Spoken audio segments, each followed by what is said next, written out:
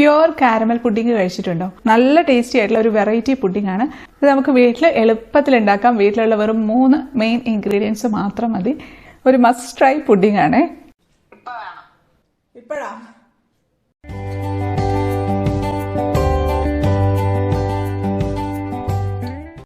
അപ്പോൾ നമ്മുടെ പുഡിംഗ് ഉണ്ടാക്കാനായിട്ട് ട്രേ ഒന്ന് റെഡിയാക്കി എടുക്കാം.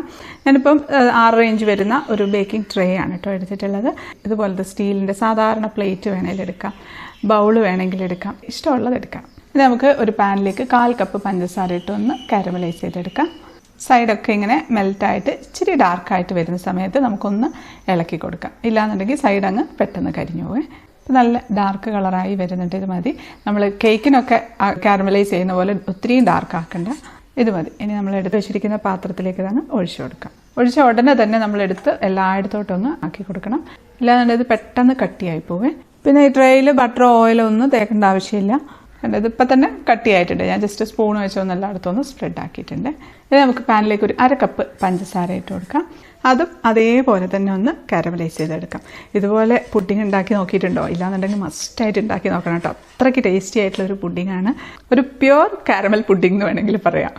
ഇതും ഒരുപാട് അങ്ങ് ഡാർക്ക് കളർ ആവരുതേ, ചെറിയ ലൈറ്റ് ഗോൾഡൻ കളറേ ആകാവുള്ളൂ.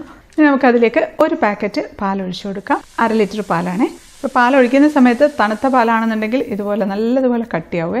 നല്ല തിളപ്പിച്ചൊഴിക്കുകയാണെങ്കിൽ ഇതുപോലെ കട്ടിയാവാതെ തന്നെ പെട്ടെന്ന് കെട്ടിക്കോളും. കട്ടിയായാലും പ്രശ്നമൊന്നുമില്ല, തിളയ്ക്കുമ്പോഴത്തേക്കും അങ്ങ് മെൽറ്റായിക്കോളും. അപ്പോൾ ഇത് എല്ലാം മെൽറ്റായിട്ടുണ്ട്. മെൽറ്റായതിനു ശേഷം നമുക്കിത് തീ ഓഫാക്കി കൊടുക്കാം. വെച്ച് വറ്റിക്കേണ്ട ആവശ്യമൊന്നുമില്ല. ഇനി ഇതിലേക്ക് ഒരു 1/4 ടീസ്പൂണിൻ്റെ പകുതി ഉപ്പ്, ഒരു 2 നുള്ള് ഉപ്പൊക്കെ ഇട്ടാൽ മതിയാകും. ഒന്ന് മിക്സ് ആക്കി വെക്കാം. ഞാൻ വേറൊരു ജഗ്ഗിലേക്ക് മാറ്റുന്നുണ്ട് ഒഴിക്കാനുള്ള എളുപ്പത്തിന്. അതവിടെ വെച്ചിട്ടുണ്ട്. ആ സമയത്ത് നമുക്ക് ഒരു ബൗളിലേക്ക് 4 മുട്ട പൊട്ടിച്ചൊഴിച്ചു കൊടുക്കാം.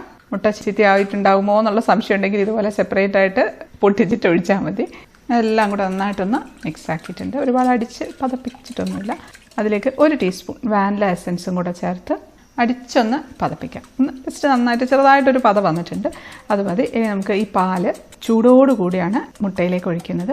തിളച്ച പാലല്ല, നമ്മളിപ്പം മുട്ടയൊക്കെ ഒഴിക്കാനുള്ള ഒരു സമയം എടുത്തില്ലേ, അത് മാത്രമേ എടുത്തിട്ടുള്ളൂ. കുറേശ്ശെ ഒഴിക്കുക, ഇളക്കിക്കൊണ്ടേയിരിക്കുക. ഇല്ലാന്നുണ്ടെങ്കിൽ മുട്ട എല്ലാം കൂടി കട്ടിയായി പോകും. അപ്പോഴത്തേക്കും നല്ലതുപോലെ പതഞ്ഞ് വരും കേട്ടോ.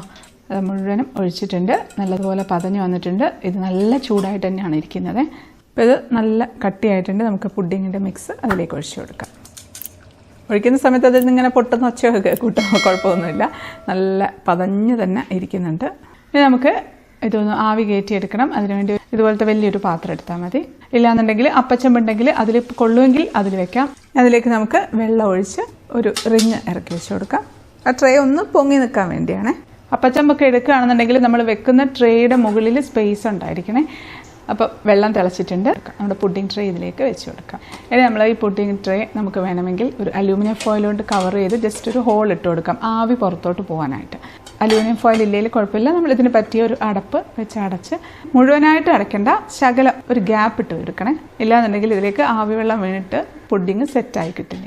അതുപോലെ തന്നെ നമ്മുടെ ഈ വലിയ ചെമ്പും ഒരു അടപ്പ് കൊണ്ട് അടച്ചു വെച്ച് കൊടുക്കുക. അതിനും നമ്മൾ കുറച്ച് ഗ്യാപ്പ് ഇട്ടേക്കണേ. ഇപ്പോൾ ഒരു 20 മിനിറ്റ് ആയിട്ടുണ്ട്. ഒന്ന് തുറന്ന് നോക്കാം. ഇപ്പോൾ നമ്മൾ തൊട്ട് നോക്കുന്ന സമയത്ത് അത്ര അങ്ങോട്ട് ആയിട്ടില്ല. അങ്ങനെ തന്നെ അടച്ച് ഒരു 10 മിനിറ്റ് കൂടെ വെച്ച് കൊടുക്കാം. അപ്പോൾ അതൊരു 30 മിനിറ്റ് ആയിട്ടുണ്ട്. അത് വന്നപ്പോഴത്തേക്കും വെള്ളം വറ്റിപ്പോയി കേട്ടോ. വെള്ളം വറ്റുന്നുണ്ടോ എന്ന് ശ്രദ്ധിക്കണം, കരിഞ്ഞു പോകും. അപ്പോൾ സൈഡിലൊക്കെ ഇങ്ങനെ തൊട്ട് നോക്കുന്ന സമയത്ത് ചെറുതായിട്ടൊന്ന് ഹാർഡായിട്ടുണ്ട്. ഹാർഡായിട്ടില്ല, പക്ഷെ ആ വെള്ളമല്ല ഉള്ളത്. നടുവിലൊക്കെ ചെറുതായിട്ടൊന്ന് ജിഗിലിയാണ്. പക്ഷേ കുഴപ്പമില്ല. ഇത് മതി. നമുക്കിതിനെ എടുക്കാം. ഇതെടുത്ത് തണുക്കാനായിട്ട് മാറ്റി വയ്ക്കാം. തണുക്കാനായിട്ട് വെക്കുമ്പോൾ നമ്മൾ പാത്രം ഒന്ന് വെച്ച് മൂടരുത്, ഒരു തുണിയിട്ട് മൂടി വെച്ചാൽ മതി. ആവി വെള്ളം വീഴില്ല എന്നുണ്ടെങ്കിൽ. അപ്പോൾ നന്നായിട്ട് തണുത്തിട്ടുണ്ട്. ഇതിന് നമുക്കിത് ഫ്രിഡ്ജിൽ വെച്ച് ഒന്നുകൂടെ വേണമെങ്കിൽ സെറ്റ് ചെയ്തെടുക്കാം. ഇല്ലെങ്കിൽ ഇതിപ്പോൾ തന്നെ കട്ട് ചെയ്യാം കേട്ടോ. ഞാൻ എന്തായാലും ഇപ്പോൾ തന്നെ കട്ട് ചെയ്യാൻ പോവുകയാണ്. പക്ഷേ ഏറ്റവും ബെസ്റ്റ് ഫ്രിഡ്ജിൽ വെച്ച് നന്നായിട്ട് തണുപ്പിച്ചെടുക്കുമ്പോൾ ഭയങ്കര ടേസ്റ്റാണ് കേട്ടോ. ഇപ്പോഴും ടേസ്റ്റൊക്കെ തന്നെയായിരിക്കും. എന്തായാലും നമുക്കിപ്പം ഡിമോൾഡ് ചെയ്തെടുക്കാം. സൈഡിൽ കൂടെ മൊത്തമായിട്ടൊന്ന് കത്തി ഇങ്ങനെ ഓടിച്ചു കൊടുക്കാം. എന്നിട്ട് പ്ലേറ്റ് വെച്ച് അടച്ച് തിരിച്ചു വെച്ച് കൊടുക്കാം. നമ്മുടെ സിറപ്പൊക്കെ ഒഴുകി വരുന്നുണ്ട്. പൊക്കി കൊടുക്കാം. അടിപൊളി, നല്ല ഭംഗിയായിട്ട് ഇരിപ്പുണ്ട്. ഇതിൻ്റെ സൈഡിലൊക്കെ കണ്ടോ, അതിൻ്റെ ഒരു ടെക്സ്ചർ, ഒരു പ്രത്യേക ടെക്സ്ചറായിരിക്കും. ഇങ്ങനെ ചെറിയ ചെറിയ ഹോൾസൊക്കെ ആയിട്ട് കട്ട് ചെയ്തെടുക്കാം. നല്ല സ്മൂത്തായിട്ട് പോകുന്നുണ്ട്. നമുക്കിതിനെ എടുക്കാം. അടിപൊളി. പ്ലേറ്റിൽ വെച്ച് കൊടുക്കാം. കുറച്ച് കാരമൽ സിറപ്പ് അതിലേക്ക് അങ്ങ് ഒഴിച്ചു കൊടുക്കാം. നമുക്കൊന്ന് ടേസ്റ്റ് ചെയ്ത് നോക്കാം. കണ്ട നല്ല ജിഗ്ലി ജിഗ്ലി ആയിട്ട് കളിക്കുന്നുണ്ട്. കഴിക്കട്ടെ. അടിപൊളി. ചവയ്ക്കേണ്ട ആവശ്യമൊന്നുമില്ല. മെൽറ്റ് ഇൻ യുവർ മൗത്ത് എന്ന് പറയില്ലേ, അതുപോലെ മെൽറ്റായി പോകുന്നുണ്ട് വായിലിടുമ്പോഴത്തേക്കും. നല്ല ടേസ്റ്റി ആയിട്ടുള്ള ഒരു പുഡിംഗ് ആണ്. മസ്റ്റായിട്ടും ട്രൈ ചെയ്ത് നോക്കണം.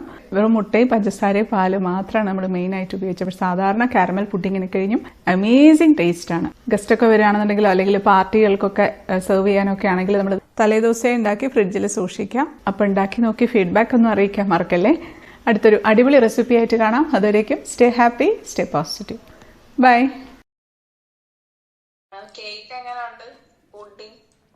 Pudding super. വേണോ?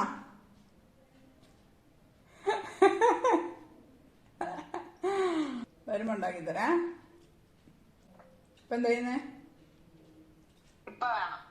ഇപ്പൊ എന്നാ പിടിച്ചോ. ഞാനിവിടെ സ്വീറ്റ് കോൺ തിന്നിരിക്കാം. ശരി, ഞാൻ പാക്ക് ചെയ്യട്ടെ.